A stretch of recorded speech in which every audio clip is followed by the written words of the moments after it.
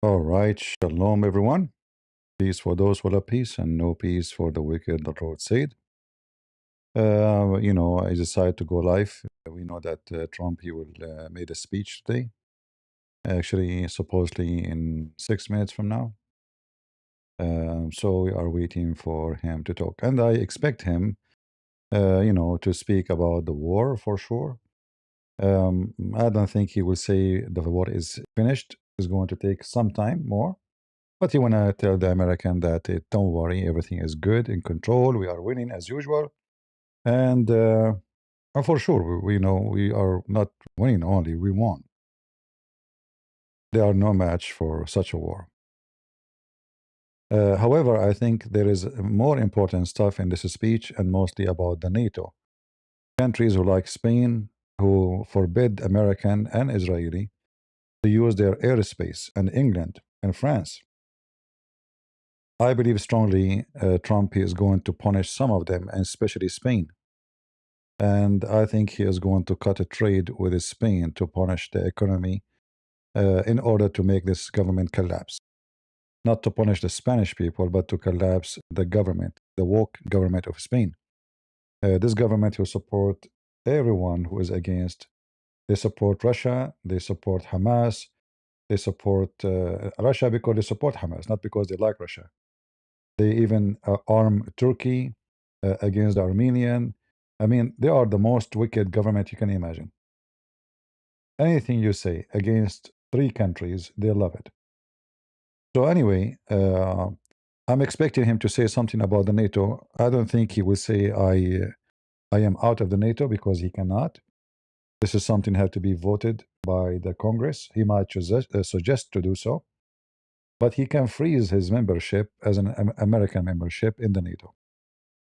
And that if he do so, that will take time for you know well, it's going to hurt the NATO badly because that means he will freeze his money, and even he can start withdrawing troops from the NATO and taking support. Even he can cut giving them weapon to certain countries. This is America. He can do whatever he want. They can do whatever they want too. They can stop America from coming to their bases. But the funny is, America spend a lot of money to use those bases, and when we need them, you cannot use them.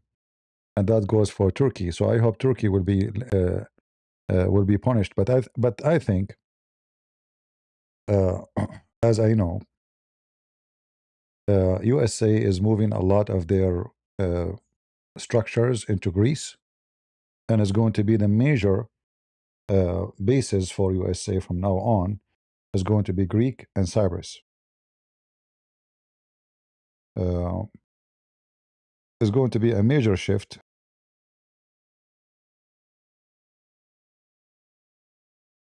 from those countries, especially Turkey, because Turkey did the same with USA. They did not allow them to use their bases, not only in this war, in every war.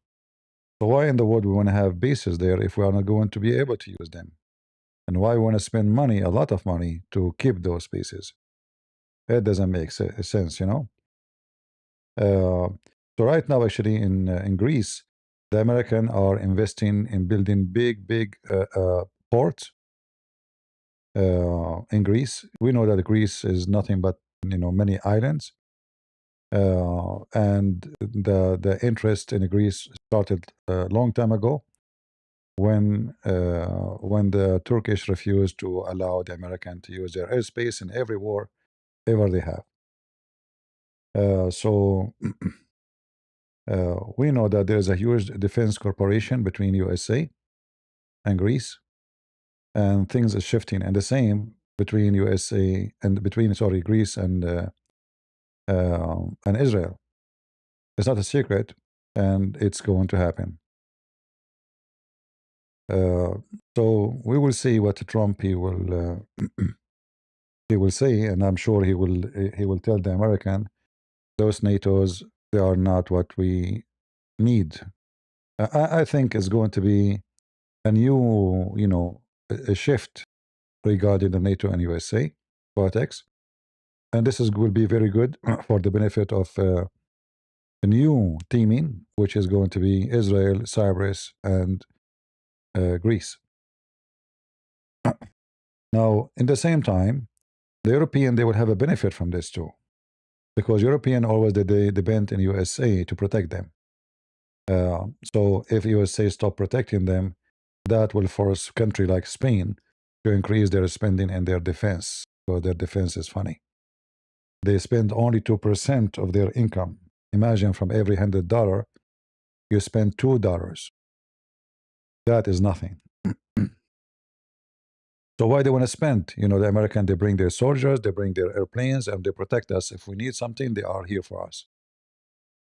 So somebody will get the benefit of this, and somebody will get hurt. And time will tell who is going to get the benefit and who is the one who is going to get hurt.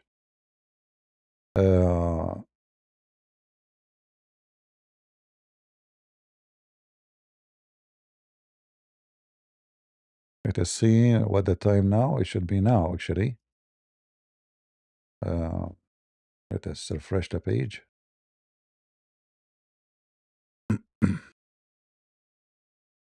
Here we go. We are live.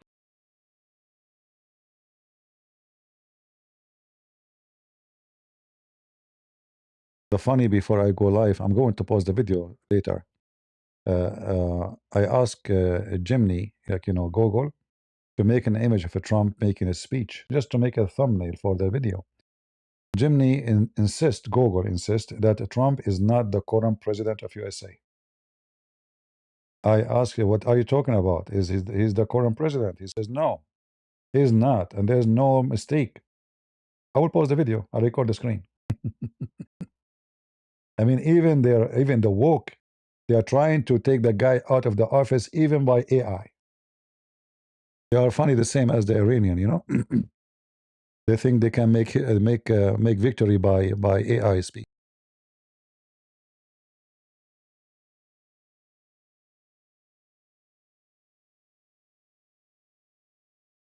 Yeah, it's hard to believe that AI insists that Trump is not the president. You know, I have it recorded and refuse to make an image for me. You know, then I have to restart. You know, and do it again. Potato AI.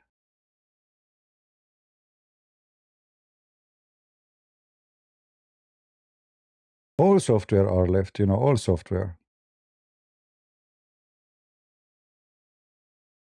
All those software are left. You cannot say this. You cannot say that.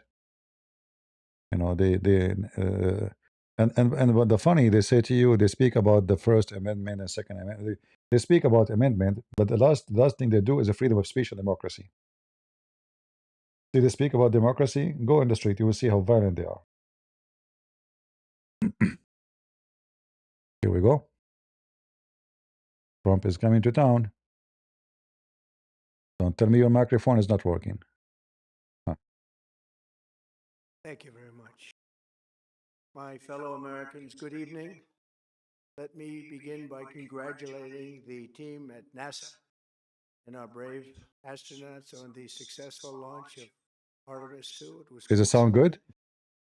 It will be traveling further than any manned rocket has ever flown and will very substantially pass the moon, go around it, and come back home from a distance that has never been done before. It's amazing. They are on the way. God bless them. These are brave people. We want to God bless them. Volume is low. Unbelievable astronauts. I don't know what to do. As we speak this evening, it's been just I have the sound. since the United States military began Operation Epic Fury.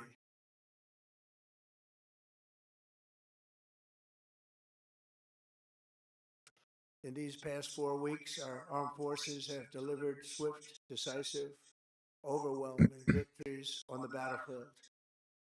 Victories like few people have ever seen before. Tonight, Iran's Navy is gone. Their Air Force is in ruins. I don't know what to do, guys. Most of them, terrorist regime they led, are now dead. Their command and control of the Islamic Revolutionary Guard Corps being decimated as we speak. Their ability to launch missiles and drones is dramatically curtailed, and their weapons, factories, and rocket launchers are being blown to pieces. Very few of them left. Never in the history of warfare has an enemy suffered such clear and devastating large scale losses in a matter of weeks.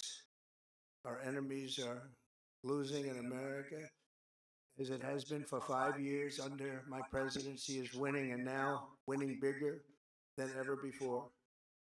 Before discussing this current situation, I also want to thank our troops for the masterful job they did in taking the country of Venezuela in a matter of minutes. That hit was quick, lethal, violent, and respected by everyone all over the world.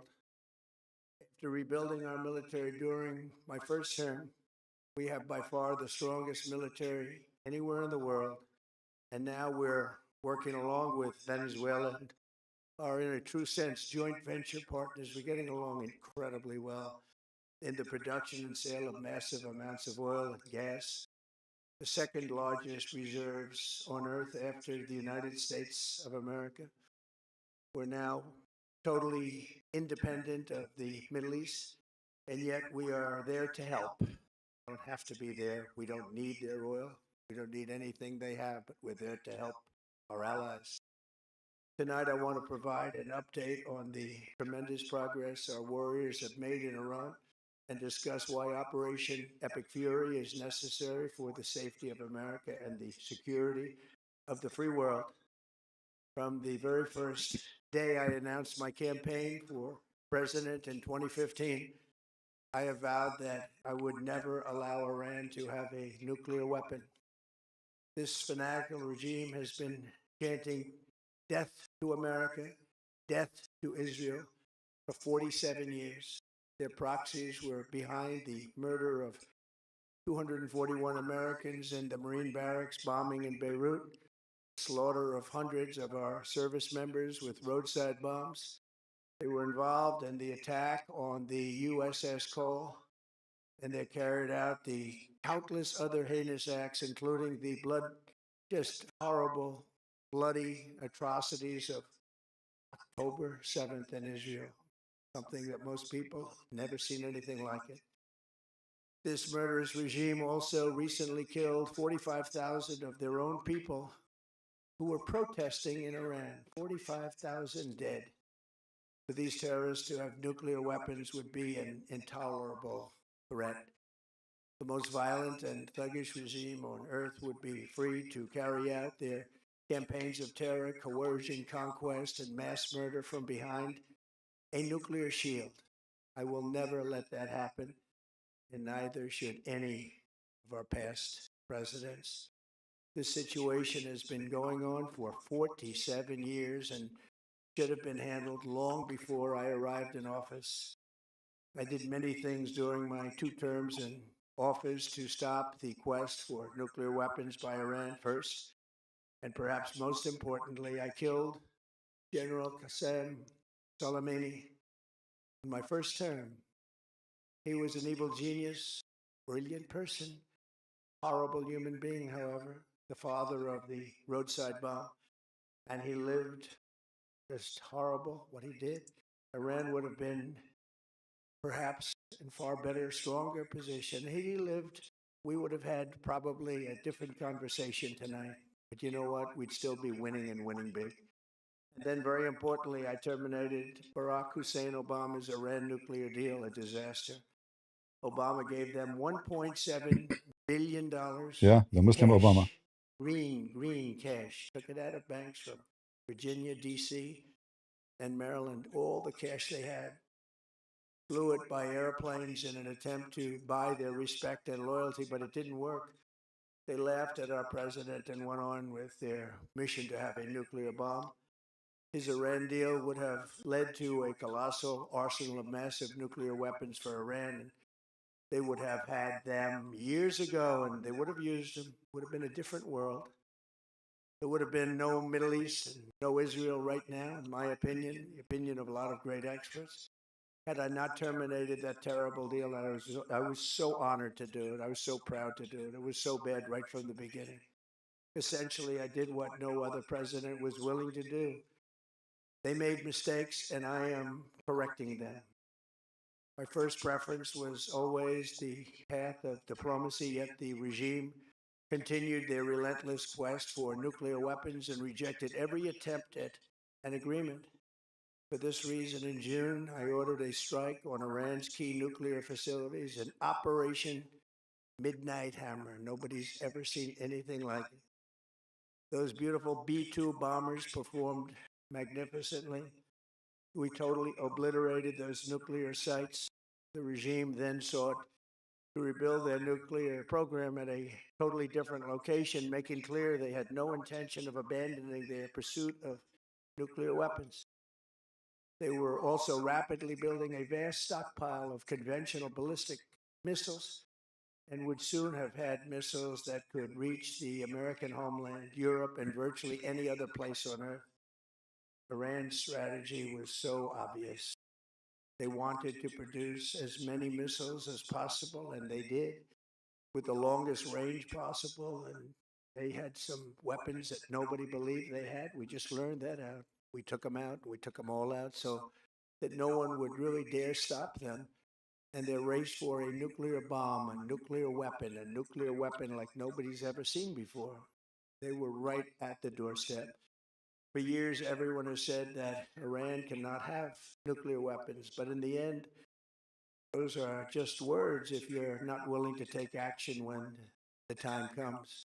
As I stated in my announcement of Operation Epic Fury, our objectives are very simple and clear.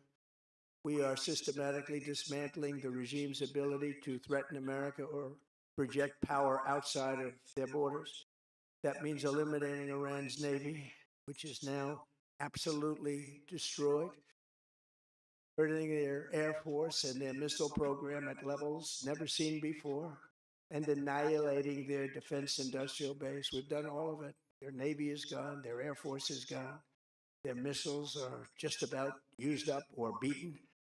Taken together, these actions will cripple Iran military, crush their ability to support terrorist proxies, and deny them the ability to build a nuclear bomb. Our armed forces have been extraordinary. There's never been anything like it militarily. Everyone is talking about it, and tonight I'm pleased to say that these core strategic objectives are nearing completion. As we celebrate this progress, we think especially of the 13 American warriors who have laid down their lives in this fight to prevent our children from ever having to face a nuclear Iran. Twice this past month, I've traveled to Dover Air Force Base, and it's been something. I wanted to be with those heroes as they return to American soil, and I was with them and their families, their parents, wives, husbands. We salute them, and now we must honor them by completing the mission for which they gave their lives. And every single one of the people, their loved ones said, "Please, sir, please finish the job." Every one of them. And we are going to finish the job, and we're going to finish it very fast. We're getting very close. I want to thank our allies in the Middle East, Israel, Saudi Arabia, Qatar, the UAE, Kuwait, and Bahrain. They've been great, and we will not let them get hurt or fail in any way, shape, or form. Many Americans have been concerned to see the recent rise in gasoline prices here at home. The short-term increase has been entirely the result of the Iranian regime launching deranged terror attacks against commercial oil tankers in neighboring countries that have nothing to do with the conflict. This is yet more proof that Iran can never be trusted with nuclear weapons. They will use them, and they will use them quickly. It would lead to decades of extortion, economic pain, and instability worse than we can ever imagine. The United States has never been better prepared economically to confront this threat. You all know that. We built the strongest economy in history. Going through it right now, the strongest in history. In 1 year, we've taken a dead and crippled country. I hate to say that, but we were a dead and crippled country after the last administration and made it the hottest country anywhere in the world by far with no inflation, record setting investments coming into the United States over $18 trillion, and the highest stock market ever with 53 all time record highs in just 1 year. It all positioned us to get rid of a cancer that has long simmered. It's known as the nuclear Iran, and they didn't know what was coming. They've never imagined it. Remember, because of our drill baby drill program, America has plenty of gas. We have so much gas. Under my leadership, we are number one producer of oil and gas on the planet without even discussing the millions of barrels that we're getting from Venezuela. Because of the Trump administration's policies, we produce more oil and gas than Saudi Arabia and Russia combined. Think of that, Saudi See? Arabia and Russia combined. Yeah. And that number will soon be substantially higher than that. There's no country like us anywhere in the world, and we're in great shape for the future. The United States imports almost no oil through the Hormuz Strait and won't be taking any in the future. We don't need it. We haven't needed it, and we don't need it. We've beaten and completely decimated Iran. They are decimated, both militarily and economically and in every other way. And the countries of the world that do receive oil through the Hormuz Strait must take care of that passage. They must cherish it. They must grab it and cherish it. They can do it easily. We will be helpful, but they should take the lead in protecting the oil that they so desperately depend on. So to those countries that can't get fuel, many of which refuse to get involved in the decapitation of Iran, we had to do it ourselves. I have a suggestion. Number one, buy oil from the United States of America. We have plenty. We have so much. And number See? two, build up some delayed courage. Should have done it before. Should have done it with us, as we asked. Go to the strait and just take it, protect it, use it for yourselves. Iran has been essentially decimated. The hard part is done, so it should be easy.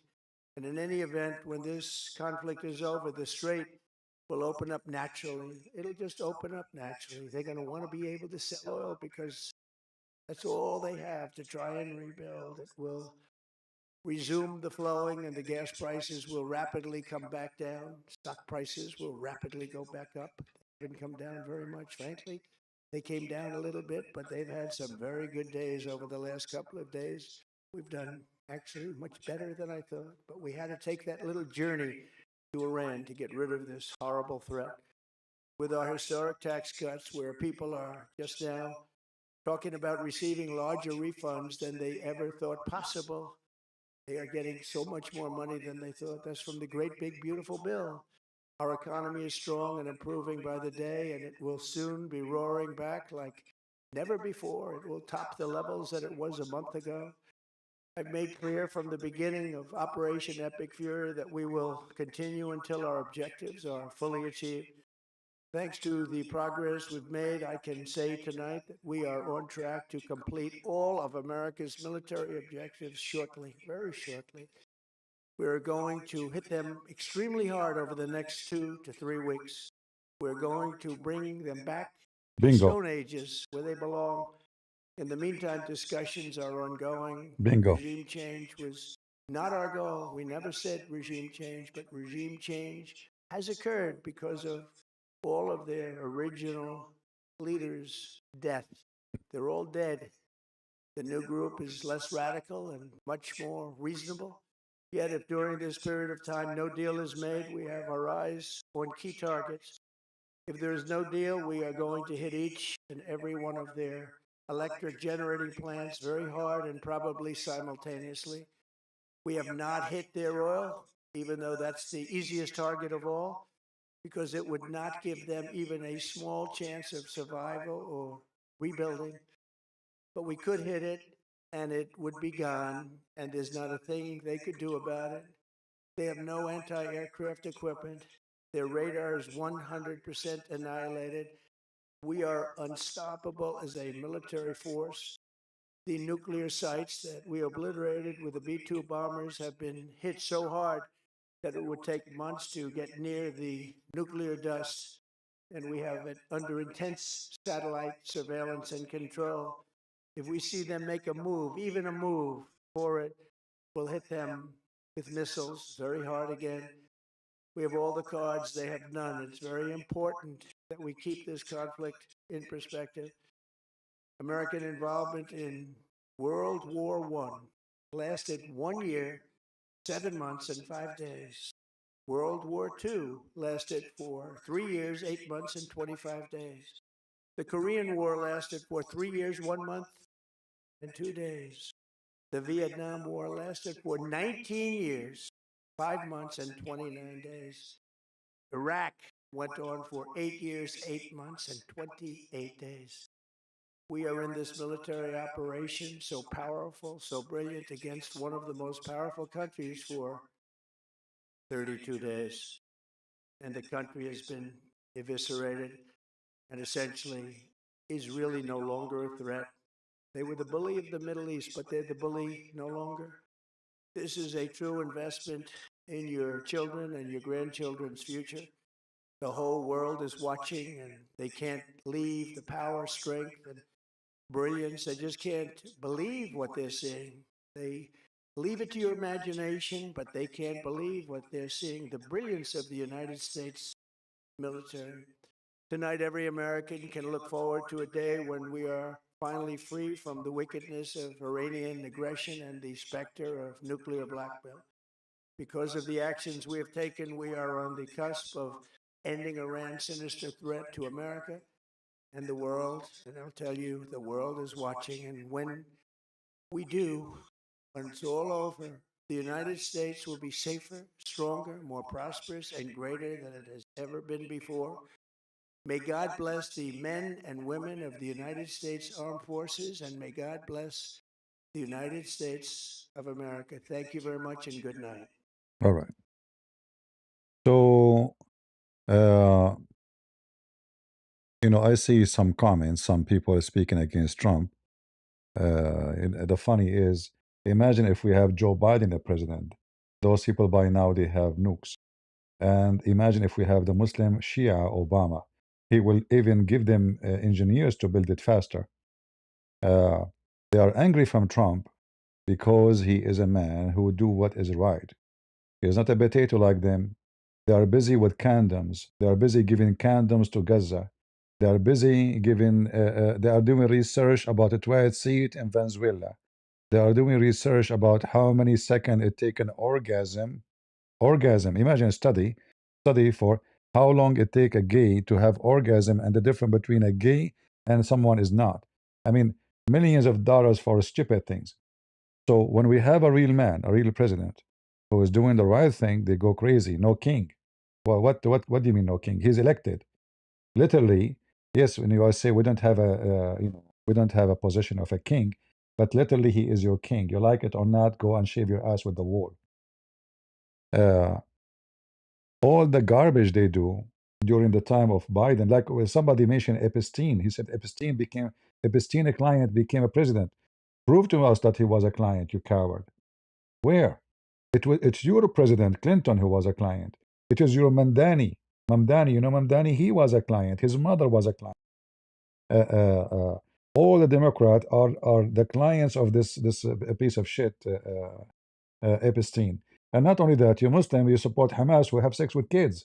So how come you are against Epstein but you support Epstein?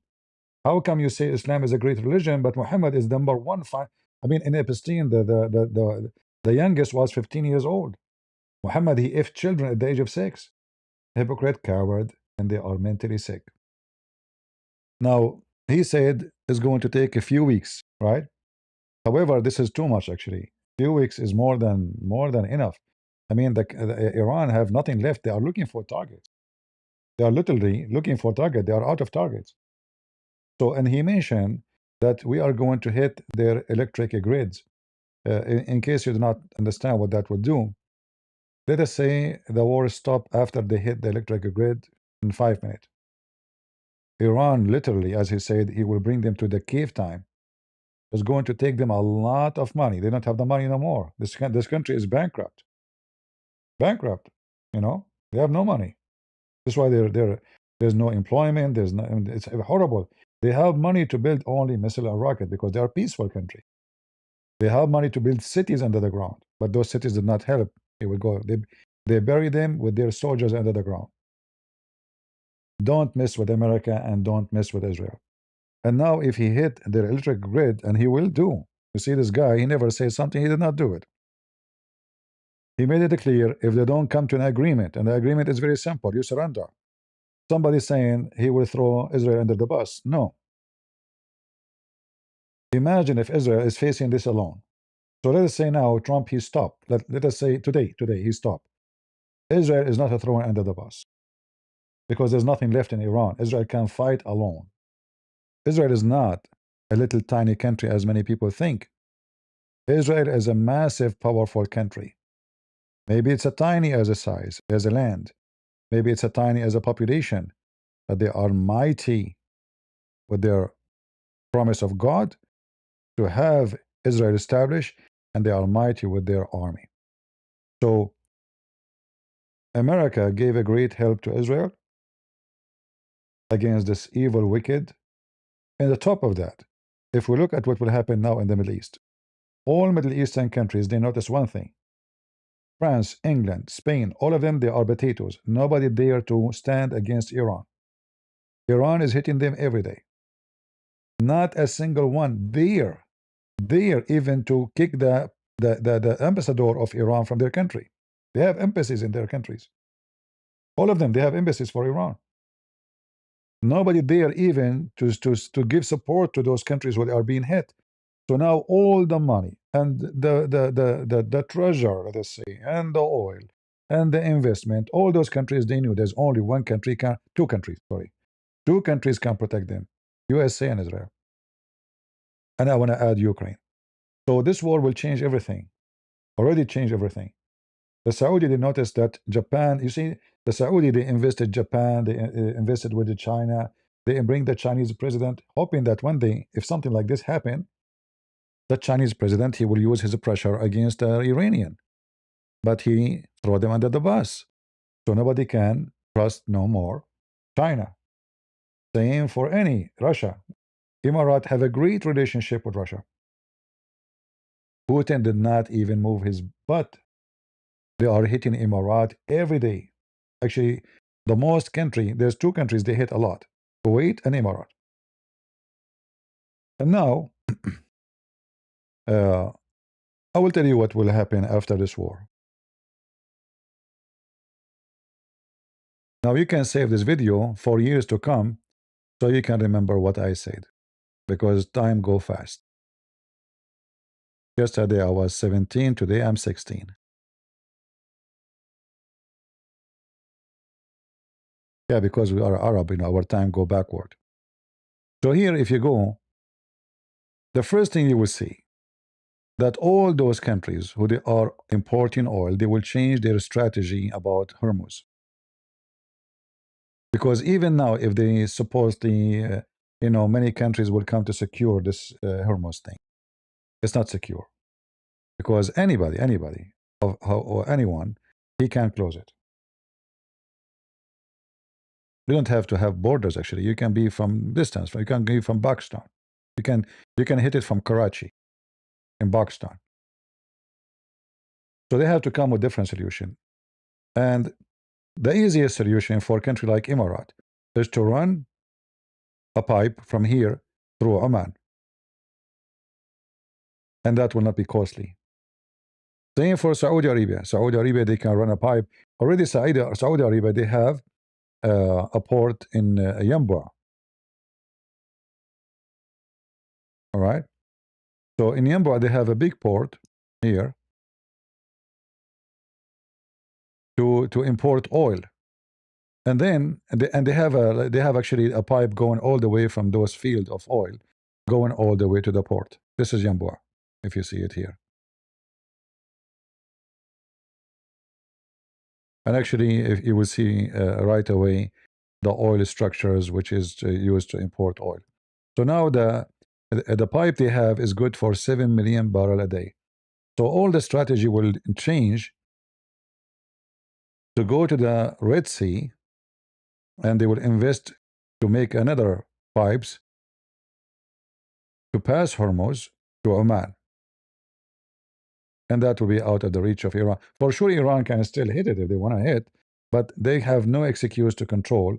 It's a different territory, different area. They can already they have here actually. I think here they have a port for import somewhere here, and they can use it. So huge investment will happen for those countries to in order to import their gas and oil. However, they will be more and more heavily independent in their security in Israel and USA. And soon you will see Saudi Arabia signing peace agreement with Israel. Just wait for it. Because now they knew. There's no question about it. You see those Gulf countries, because they are weak, they have a French base. So Emirat have a French base. Okay, the French did not come to help. Did nothing. Did not even defend. Qatar have a French base. All of them, they have a French bases. They have a British bases. So they have all the signature, all this agreement for defense with those countries, but they did not do anything. There's only one country was to provide them with missile or rocket to stop the Iranian attack. That was America and Israel, and now there's Ukraine. And already the Saudi and the Emirati, they signed, I don't know how many $billion contract with the Ukrainian to send them drones, which is very, very effective to deal with the Iranian Shaheed drone. Shaheed means murder, by the way. Even their drones have a religious name because they are Islamic wicked regime. So what's going to happen next is going to be great for the American economy. You will see how much those countries they will be. Now they knew there's only one daddy.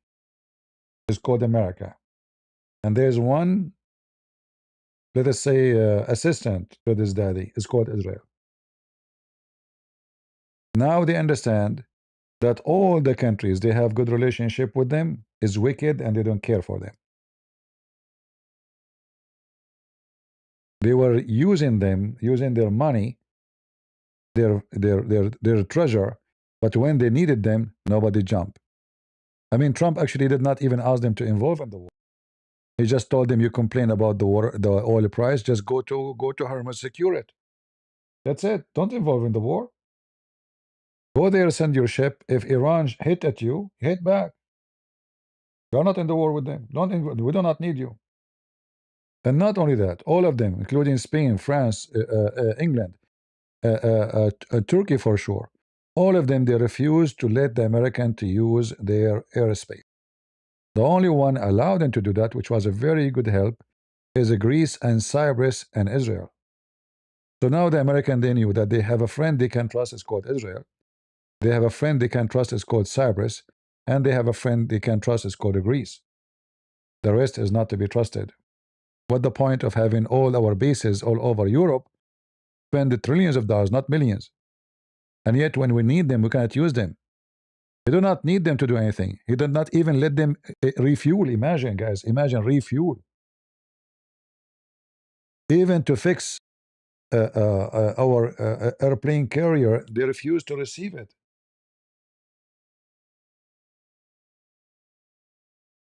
They are wicked.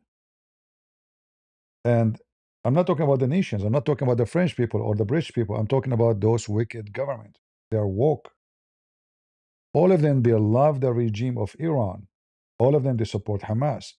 All of them, they love killing American Christians and British Christians, French Christians. They don't care because they hate Christianity and they hate the Christians.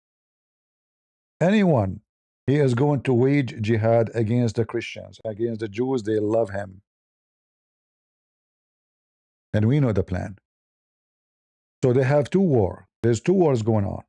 There's the war of the Islamic world against Christianity and Judaism and the Jews.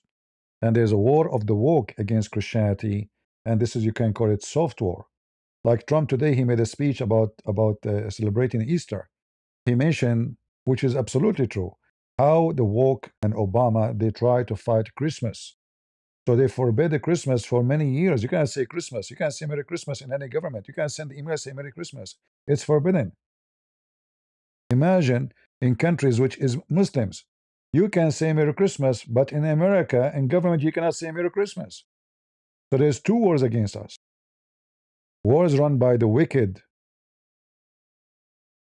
Islamist and war run by the wicked woke. The wicked woke, they want to change the nation. They open the border of USA because they want to do the demography change. They want to cancel America. They don't want America. They want any hippie. They want America to be destroyed. This is the plan.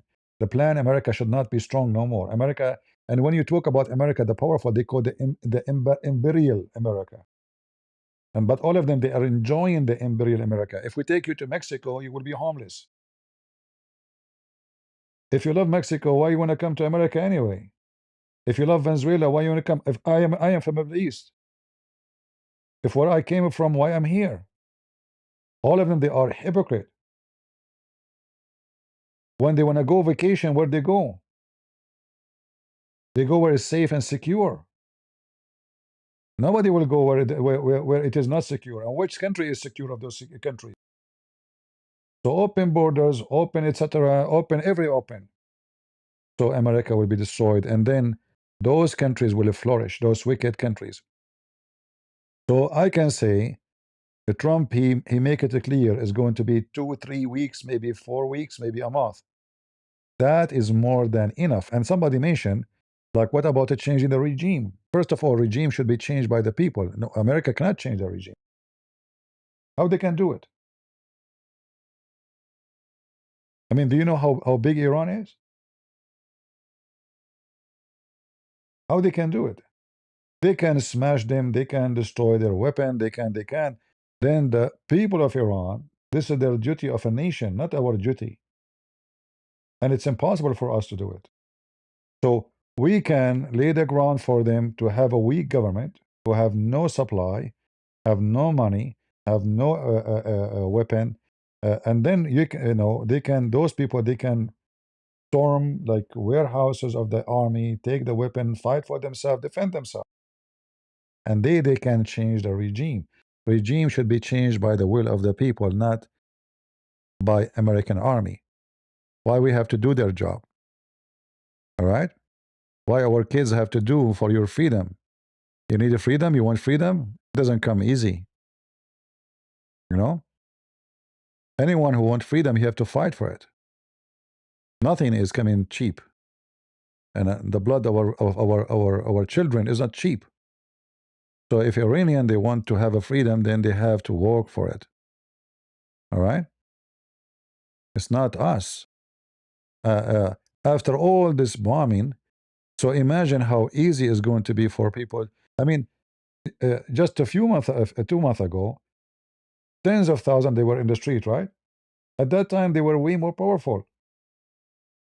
Now the regime is demolished. They still have police, they still have army, but then, when there's no money, there's no source, nobody gets salary, then the army themselves, they will deflect. Soldiers themselves will join the people. And then, people, they will start thinking, even those who they used to be with the regime, okay, now what's the solution? Because after this war is finished, if the war finished without agreement, the sanctions will stay. So imagine we have a country which is bombed with the most powerful army in the world, and Trump, he promised if they don't agree with what he wants, he will bomb all the electric grid. So there's no electricity, which means there's no water, there's no irrigation, the hospitals. I mean, the whole system will collapse. You remember I said to you, they should attack the electric grid from the first day? Who remember? Do you remember? I mentioned that many times. And I mentioned that about the previous war. Because electric grid is where countries collapse. Any country in the world. Like imagine you live in America and then the enemy hit us and destroy our electric grid. The country is in disability because everything is done by electricity. It's not a secret. The faucet water you have in your house, if there's no electricity in the pump, there's no water in your house. We don't have a spring of water pushing water normally. You have a pump. If you have no electricity, even your gas station will not run. You go to the gas station, even if they have gas, they cannot pump it for you. So electricity is the most important thing. And if they do it from the beginning, all of this will be avoided. But I don't know why they are not doing it. I think they are not doing it because they are afraid that Iran is going to hit electric grid of those countries. So what? None of our business. Let them hit it. Cripple the enemy as fast as possible. Regime change. Everybody have to pay the tax of war. You know, this is not a friendly choice. It's not. We have to. Like now, we are going to pay more extra, a few dollars for the gas. But you know, you go to the dinner with your family, you pay more than what is. They cannot handle it for a few weeks. People they are complaining, right? Just a few weeks, 2 months. It's not like it's going to be for 2 years. And as you see, as Trump he said, we are now producing oil more than Saudi Arabia and Russia combined together. That's amazing. And now you understand why Trump he went all the way to Venezuela before this. This was studied very well. This move was studied very well. So when uh, uh, when they remove uh, the drug dealer Maduro, it was a plan to secure more oil and to weaken the enemy because Venezuela is a friend of Iran, a friend of Hezbollah. So having the oil of Venezuela, you know, we don't take it. We are not stealing the oil. Somebody will say to you, Trump the greedy, he want to take their oil. Nothing. That's not true. They get paid for every penny. Nobody's stealing anybody oil. But now that oil cannot be redirected to be used against us. So now we have secured, not only we secured the oil, we secured our background, our backyard, sorry. If you remember the first thing Trump he did when he became president, suddenly he jumped to Panama. And then you ask yourself, what happened? You know, suddenly this Panama thing, like, well, what is that? You know, what's going on with Panama? Like in it was very strange, right? Very strange. What this Panama is, but it was a step number one. We secure Panama Canal because this is a very important strategic point in case something happened. The Chinese were coming to town trying to take over it. So Trump he threatened them. They kicked the Chinese out. Now we have control of the over the canal which we built. We built, and the stupid American give it to them. And now American ships they go inside for free anytime, and they have priority. Before they make them wait, and they have to pay. Now they can go in anytime, and they can go out anytime, and nobody can stop them, and they don't delay.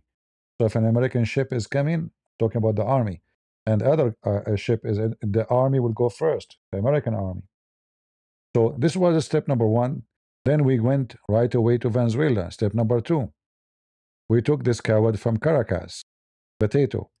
Then in step number two, the whole world witnessed that the defense which is Venezuela bought from Russia is nothing but plastic toys. They could not even use them. The American devastate all their defense in a few seconds. Imagine, I think we did not lose even one soldiers, even though we sent many troops in the ground to arrest the guy. So after securing, you know, Venezuela, the whole country, not only Maduro, and then we forced them to make an agreement that their oil cannot go to Cuba because Cuba is going to be the next plan. Cuba, which is very close to us, you know, in geography, and it is a big threat to USA. It's just 90 miles from Florida, you know. So this is a Florida here, this is a Cuba, and this is Havana. So the next step you will see is going to be Cuba, and Cuba will be free. That will be wonderful. Actually, I will go there, me myself. As soon this country is free, I would love to see it. Havana used to be one of the most beautiful, you know. I hear about Havana when I was a kid, but the communists came to town, and then everything is going wrong. So next is going to be Havana. The plan is working perfectly to secure America, to secure the world. All those communists is collapsing one after one. This is why those wicked and who is very behind them, like George Soros, are going with no king day. $3 billion for no king day. $3 billion. They are paying for their signs, organizing, transportation, everything. However, that will not change anything. The plan is going accordingly and going successfully. In the top of that now, Israel is moving forward with their defense system. And actually, those wars, they taught Israel a lot of things. They taught them about their weakness in defense. Because yes, they have weakness. So, and actually always you will have weakness because always the enemy can develop something new. You have to update. And the best way actually to know your weakness is to put it in a real test. You see, if you don't expose to a virus, you don't know if how fast you can get sick or how strong your body. So the virus is the one will tell you really is going to put your body into a real test. And the war with Iran was the virus. So Israel now they notice how much weakness they have and what kind of a strength they have. At the same time, we don't want to forget that now Israel is expanding their plan into Hezbollah, and the plan is working so good. In fact, a massive area already is occupied by Israel. Let me see if I can show you, um, the more details. Am I giving you a headache, guys? If you want, I can stop.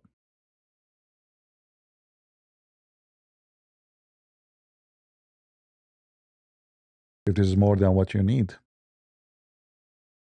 So now Israel, those Shia, they are mentally ill. They think if they have a few rockets, they can really fight and they can win. Very mental. Hezbollah already lost a couple of thousands of soldiers, fighters, in their aggression against Israel. The Israeli lost a couple of soldiers, and yet Hezbollah will claim that they are victorious. All this area here you see in the front of you is already. Let me try to zoom slowly because this map moves so fast. All right. The blue area you see here is already occupied by Israel. All right. Now you will notice that they are going from certain area, like this is Israel here. This area here is Israel. Like you ask yourself, why did not go forward from here? No. Why do they want to do that?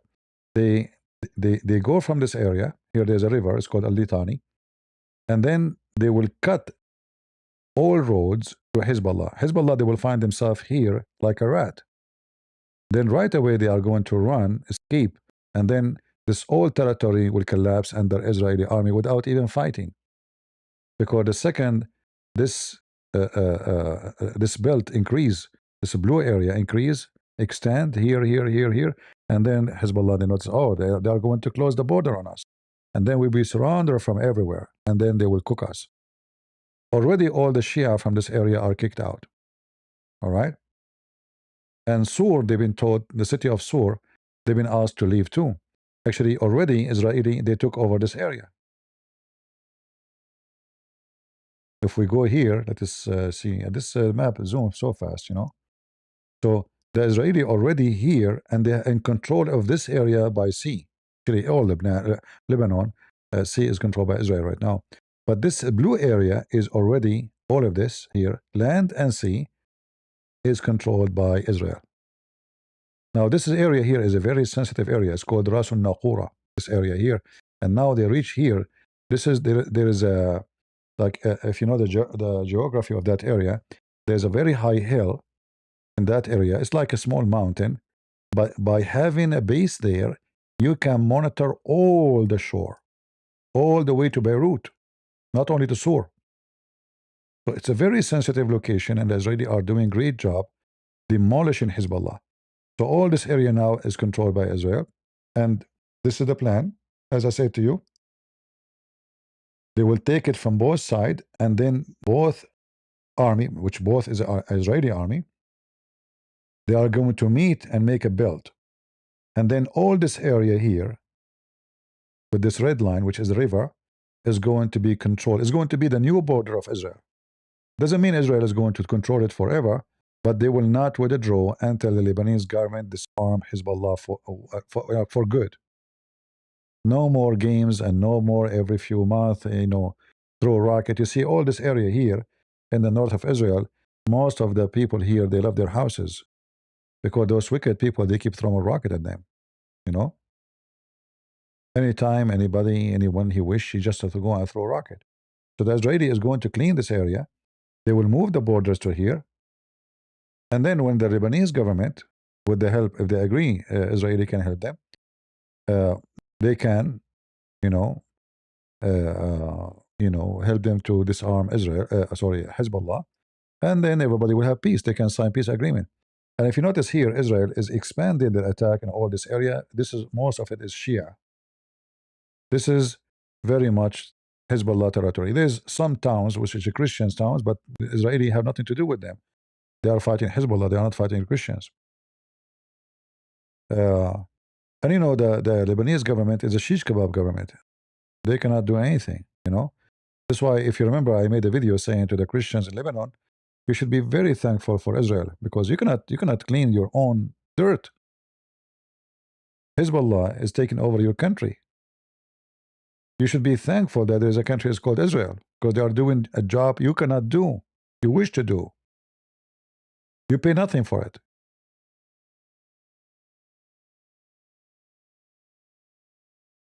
So I believe that Lebanese Christians specifically are lucky to have Israel, right?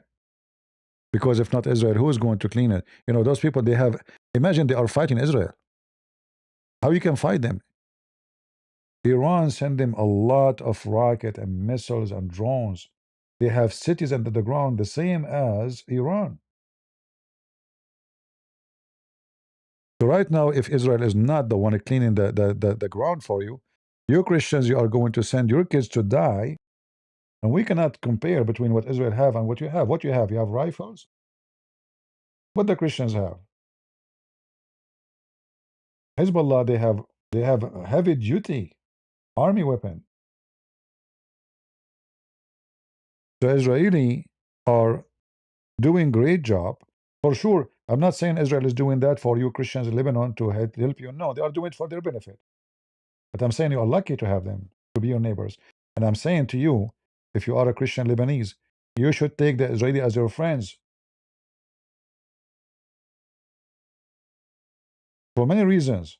Number one, both of you have one enemy. Number two, they can help you when you need them. They are powerful. Number three, you know that Muslims don't like you. And they will never do. Even though your leaders, they keep giving you speeches about, living together, and it's a bullshit. You know it. Those people don't believe in living together, believe we dominate and we take over. You cannot live together, both of you, unless you live like a dog under their shoes. Then they have no problem. As an example, there is Jews who live in Iran, but they are not even third-class citizen. They bring a Jew to make interview with him from Iran, says, how much the Iranian treat you? Says, it's amazing, so beautiful. What he can say? You live in Iran. Do he dare to say no? Even the one who live abroad, he don't dare to say no. They are bad to me because they will kill his relative. So uh, everything is going. Actually, I'm glad that Trump. I was afraid he would say we will finish next week. I'm glad he says it's going to take a couple of weeks more. I'm glad he says he is going to hit their electric grid if they don't agree, which means it's going to happen if they don't agree. In fact, Tehran is already empty. You know what empty mean? Empty. People leaving to neighboring countries by tens of thousands.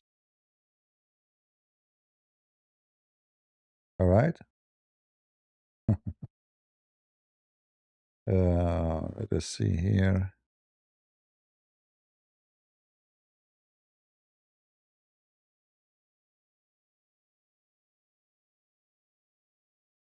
And now the Marines, they just arrived to town. Just get ready. Trump, he might, uh, you know, they keep talking about occupying this island. He might send a few, like 200 Marines to clean it. I think 200 is more than enough. you know, like the Iranian keep saying, yeah, come here, we will show you, we will make you shish kebab. Trust me, you know, 200 Marines is enough to occupy the whole island. If not, it's too much, 200.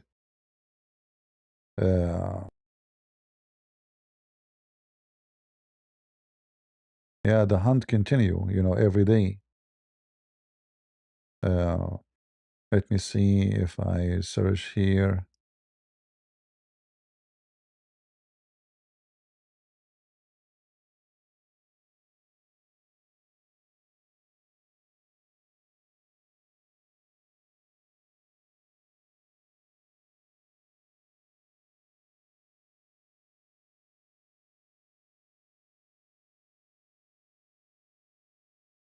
Let us see here.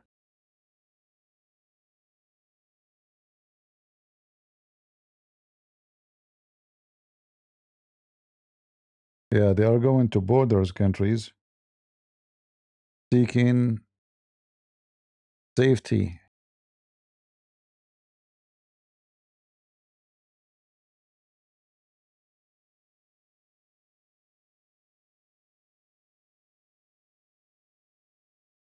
Those are the Iranian.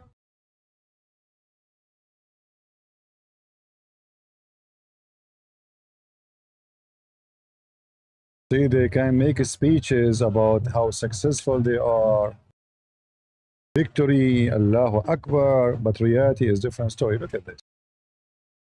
Look at this. You know what I mean? Yeah.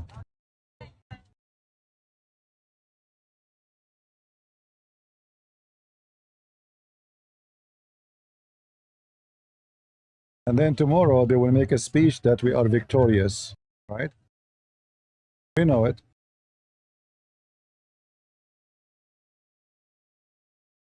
All right, that's enough. But anyway, the result of this war is very clear. The Iranian regime is screwed. They can be arrogant as much they want. They can claim that they are resilient, but they are not.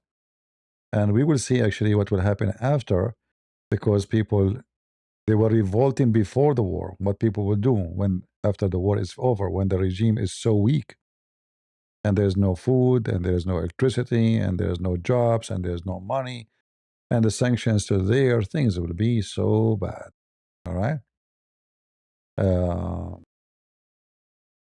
yeah, the days is coming is way more ugly for those people, and this is why I'm saying Iranian, they have to save themselves. Iranian have to move and go against their own regime to free themselves. This is not our job. Well, what's happening in Syria? Nothing will happen in Syria. That's it. This regime took over, and those regime, the Islamic regime in Syria, I have to say they are way smarter than the previous regime. The previous regime is so stupid, so monkey, so donkey. He went a friend with Iran, with Hamas, with Hezbollah. The new regime, he kissed the ass of Israel secretly. The new regime, he do anything Trump he want. This is how different, even though supposedly they are the mujahideen, but obviously they are fake. Actually, I will not be surprised if this guy, the one became president, he is a CIA agent, because everything doesn't make sense.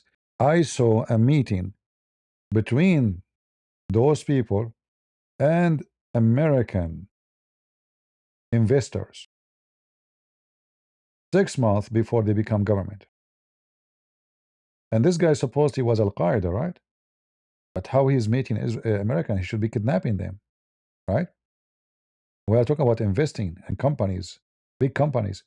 So Obviously, this guy is an agent for USA. I believe that USA, when they publish his name as the most wanted, $10 million in his head, it was a fake publishing to make his groups believe he is a hero. But in reality, he is an. I will not be surprised if one day he was an even more sad agent. Who knows, right? Who knows? Everything is possible because everything I see is not what this guy. He claimed to be mujahid, Hizbah, but he hate the jihad. He didn't want to do jihad. He is a friend with the West. He's a friend with America. Americans are welcome. Trump is welcome. Actually, they have pictures of Trump everywhere. That's weird, you know. I mean, how they are Qaeda and they have pictures of Trump everywhere? It doesn't make sense. All right. So they are sneaky. We don't trust them. I'm not saying they are good. I'm saying they knew how to play the game, not like the previous stupid regime. The previous regime, he give you speeches about philosophy and human right, and the guy himself is a drug dealer. You know, people they are in jail for 20, 30 years. Many they are even they make them, they throw them in the acid. I mean, he's wicked. The people are bankrupt. There's no job. There's no electricity. There's no water. There's no food. That's why his army collapsed. This guy, even though he is supposedly mujahid, right? Suddenly he became civilians. He wearing a suit, a tie. He's very polite. He's meeting with everybody. He meet with the Christians. He appreciate the Jews. He have no problem with Israel. Israeli go all the way in Syria. He closed his eyes. He didn't see them. Where is Israel? Not in here. They're not here. Yeah. So he is smart, and that make him more dangerous. However, he knew and he understand very well that if he move his ass, he's going to be burned. That's what they understand. All right. Uh, I don't want to keep you longer. You can leave your comment and tell me what do you think. You don't have to agree with me. I want to remind you that in this coming Saturday, we have a debate with those Hezbollah people, Shia. So the debate will be Saturday, 2 p.m., April 4th. Bring your popcorn and let us make Hezbollah shish kebab. All right? So tell your friends and we will have good time. I'm sure you have no doubt about it. And the Shia, by the way, they are the most lying people ever. They will deny anything, even if you show it to them in front of them. But don't worry, I know how to get them busted. But they are Shia. What you can say. The Shia, I believe that taqiyya is the shield of faith, and the one who have no taqiyya mean lying.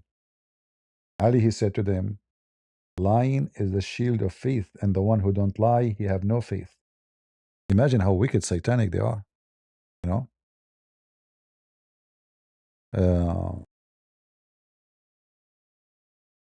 What happened to Europe in the future?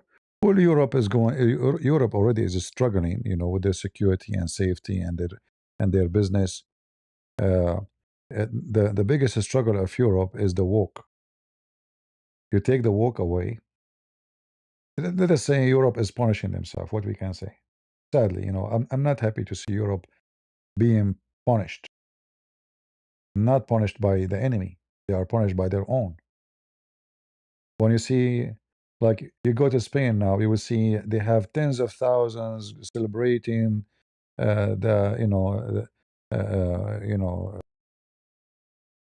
the Easter, a lot of ceremony, religious people, and then the same people they go free Palestine. What's wrong with you? You forgot what the Muslims did to you? Occupy your land for hundreds of years, raping your women.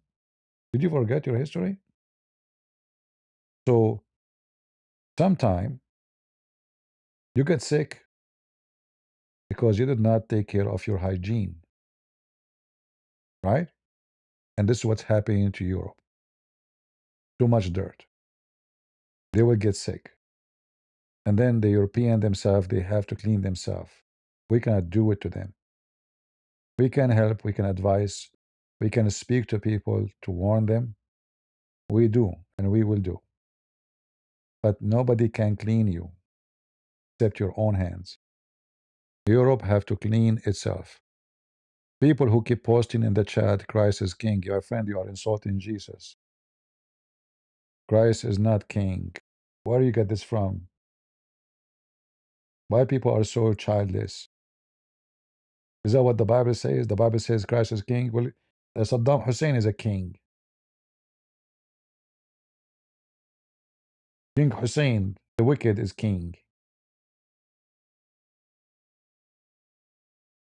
What does that mean? Jesus is king. Is that what the Bible says? Jesus. The Bible says the Lord of Lords, the King of Kings. He's above them because kings are corrupt. When you say Jesus is king, you are insulting Jesus. That is a phrase to insult Jesus, not to respect him. Stop being potato. Copy what people say. Jesus is king, Jesus is king, Jesus is king.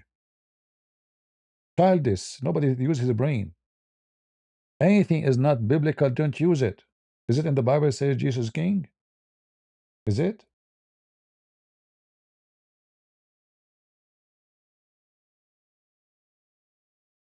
Jesus is the king of peace and the king of war. What do you mean the king of peace? Go and read the Bible carefully. Many people, they understand God wrongly. They think God is just about peace. No. God himself says, peace for those who love peace and no peace for the wicked. The Lord said, not me. No peace for the wicked. In fact, all our belief in Christianity is about war. War with sin, war with evil, war with wickedness. The whole struggle of a human being from the first day of Adam and then his kids. The son killed the other son. It's a war against evil. Peace for those who love peace. Learn it.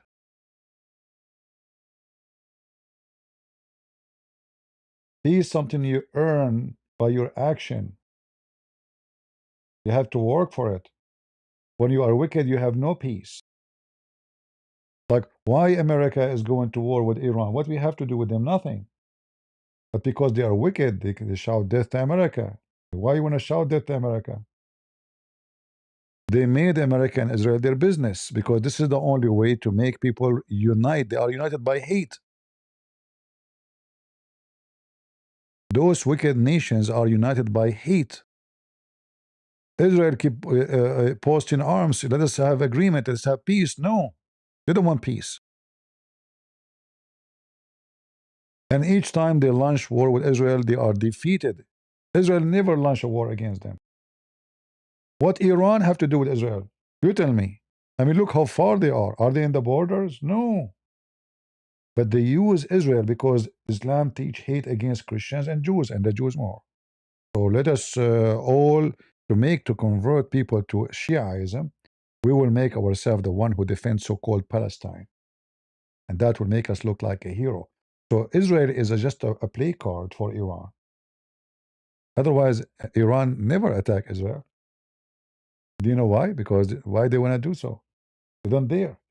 They will use other Shia, potatoes, stupid, to attack Israel, but Iran itself never do so. They use Lebanese Shia, use Iraqi Shia, they use Yemeni Shia, but they don't do it because they want to play. Those are toys. They want to stay safe and secure. They want to be the head of the snake, and the little ones, they do their job. But then things change. The Israelis decide finally to go after the head of the snake, not the tail. All right.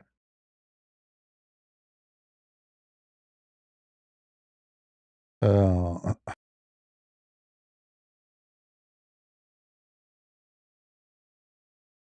Hamas, they use, like the relationship between Hamas and Iran. It's not a good relationship, but Hamas, they have nobody to help them except certain people, certain groups, and Iran is the one. So Iran used them in order to get the reputation that we are the one who defend Islam and the so-called the Holy Land. And Hamas, they like it because simply they are the one that support them. Egypt is not supporting them, right? So who's going to support them? Nobody, except Iran. So there's the relationship between them is like, friends with benefit. It's not because they are in love. All right, it's just the benefit. Same time, the Iranian, they are spreading Shiaism inside Gaza. So now they have a Jihad al-Islami, which is Shia. The Shia number is increasing in Gaza. And this is the whole purpose of Iran. They want to occupy all the Middle East by spreading Shiaism. Shiaism believe that something is called al-wilaya, which means the like the supreme leader of Iran, he is presenting Allah on earth. And whatever he's saying is a holy order. So the plan was for Iran is taking over Syria, and they took over Syria for the last 13 years until the regime here collapsed just a few months ago. And then they control most of Lebanon. And they control until now Iraq. That's why you see a lot of Shia militants from Iraq, they are hitting in the American embassies. In fact, as I heard, a lot of Shia from Iraq, they entered the borders of Iran to join the besiege to secure Tehran, to be sure that nobody will revolt against them. Tens of thousands of fighters from Shia, who they are Iraqi Arab Shia, they enter into Iran because those are loyal to the mullahs of Iran, not to the government of Baghdad. And the government of Baghdad have a hard time to control them. They can't even control them. So there's a big issue until now. The security on Iraq is in the hand of the Shia. So Iran, they thought themselves became so powerful because now Iran became Iraq and Iran. And then Iran became Iraq and Syria. So Iran border, just until last year, it was from here, from the border of Pakistan, all the way to the Mediterranean, all the way to the border of Israel. Imagine Iranian, they go inside Lebanon without visa. Imagine they don't even go to the customs. They have an army line for Hezbollah go through the borders in Lebanon from Syria. And those army lines from many places, from Baalbek, from here, from everywhere. They are treated like kings. So they send missiles, rocket. This is why the Hezbollah, they have massive amount of weapon until now, even though right now they are surrounded by enemy. The Syrian regime now is an enemy to them. There's nowhere weapon can come through Syria no more. But because already they stored what enough for years of war. So the plan of Iran was massive. Almost they are successful. So imagine from here, from this territory, to Iran, to the Gulf, and then they control Yemen. The Houthi, which is under the control of the mullahs of Iran, they almost control all of Yemen. So, and then they are surrounding Saudi Arabia. That's why Saudi Arabia and Emirat, they try to fight the Houthi. And if you remember, during Obama time, a lot of media speaking about death for the children of Yemen, hungry people in Yemen, big propaganda to force, and Obama put sanctions on Saudi Arabia. Heavy sanctions. Why? Because if Saudi Arabia and Emirat, they were successful to defeat al-Houthi, and almost they did, then Iran dream will collapse. It's very important to keep this area controlled by Iran. Obama was helping them. Obama, no question about it, is an Iranian agent. He's a Shia. So, and that's why Saudi, they knew. They were trying to fight the Houthi. But then the American regime, which is Muslim regime at that time, Obama, he put heavy sanction on them. He don't sell them weapon. He don't give them ammunition. He don't give them airplane parts. So the Saudi, they have to stop. Same as Emirat. And USA at that time even vote many times against them in the United Nations. So things goes wrong because Obama don't want the Houthi to collapse. He don't, and this is why Obama himself is the one who gave them $1.5 billion in one airplane.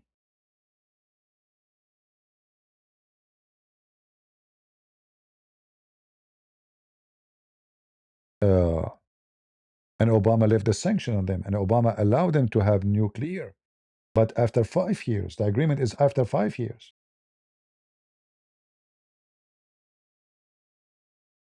So everything was going so good. They have now president in the White House. He's a Muslim Shia. He support Hamas. He support Iran. The plan is going so good, very good.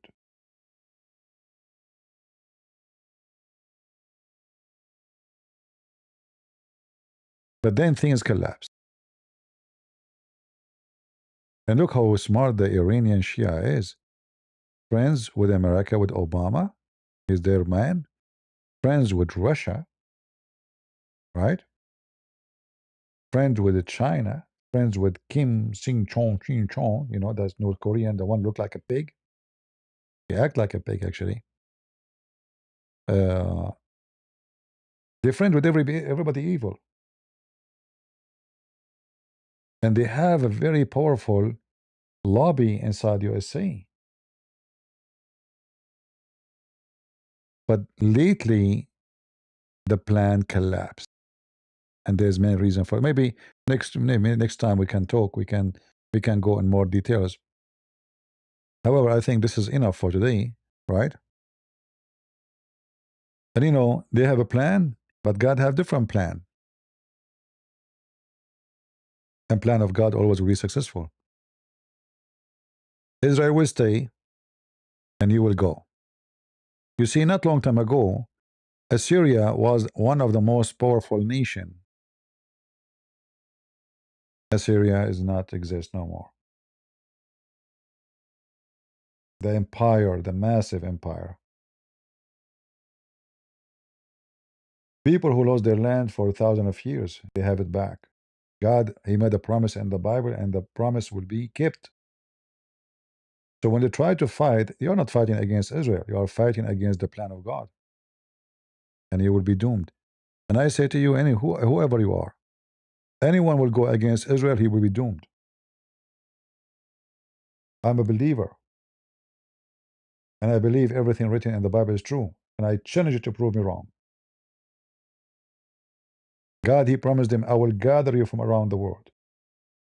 I will bring you from everywhere. It's a promise written in the Bible. Many verses. I will collect you.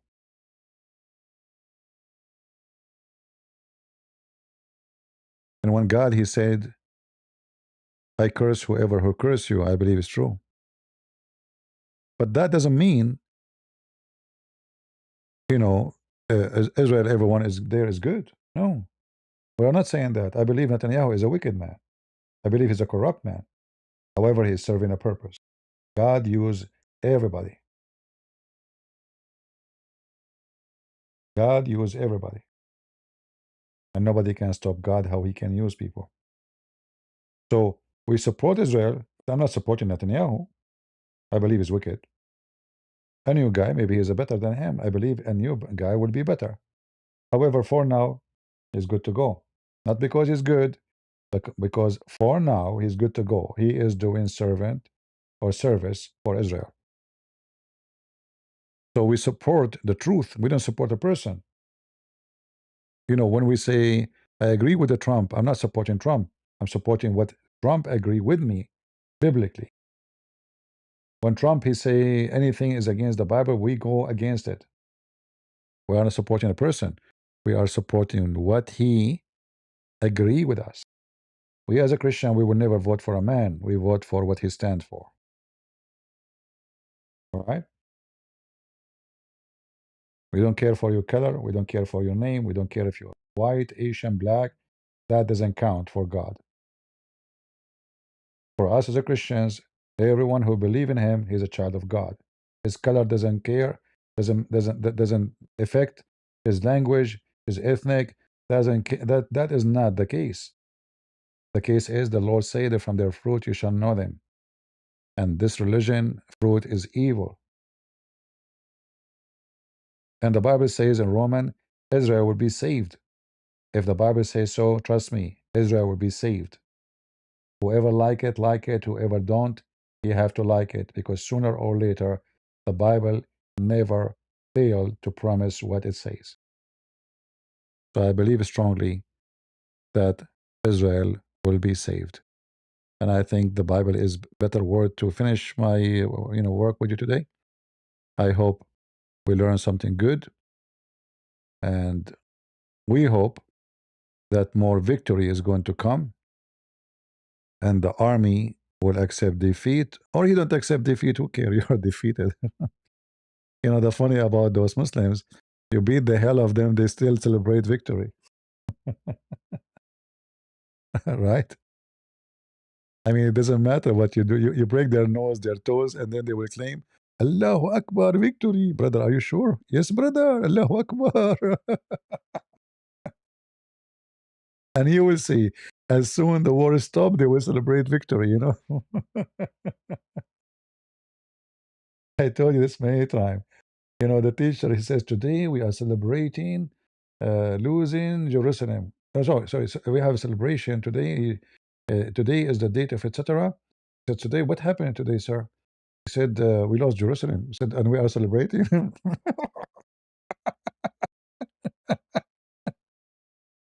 Tibet Abdul. Today we are celebrating. We lost Jerusalem. Abdul. What I can say, mentally. Too much camel urine. So I hope the Iranian Islamic regime and the Shia will celebrate soon victory against us. As this guy, Afachai Adra'i, he's the Israeli spokesman.